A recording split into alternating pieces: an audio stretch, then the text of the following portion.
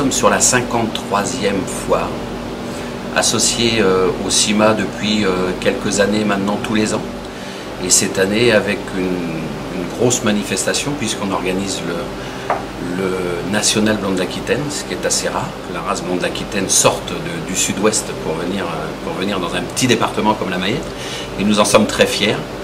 Voilà, donc c'est une réussite. On a plus de 200 exposants, on a je crois 500 blondes qui sont réunies sur le site et avec toujours la même convivialité, autant avec les commerçants, les artisans, les métiers forains, mais aussi avec bien évidemment les éleveurs.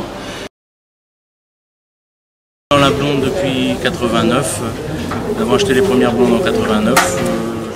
Donc passionné par la blonde d'Aquitaine, notamment pour ses spécificités au niveau de sa race. C'est quand même des animaux qui sont très développés avec beaucoup de finesse, beaucoup de grains de viande, et je déplore même qu'on n'en ait pas parlé assez parce que grâce à ces spécificités, on doit les mettre en avant.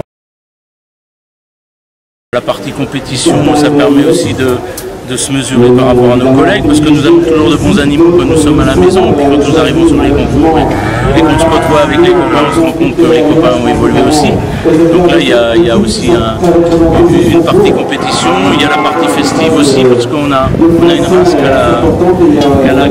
qui est reconnue pour être assez festive, et ça fait partie des bons moments, et en toute franchise, les concours pour moi font partie des vacances.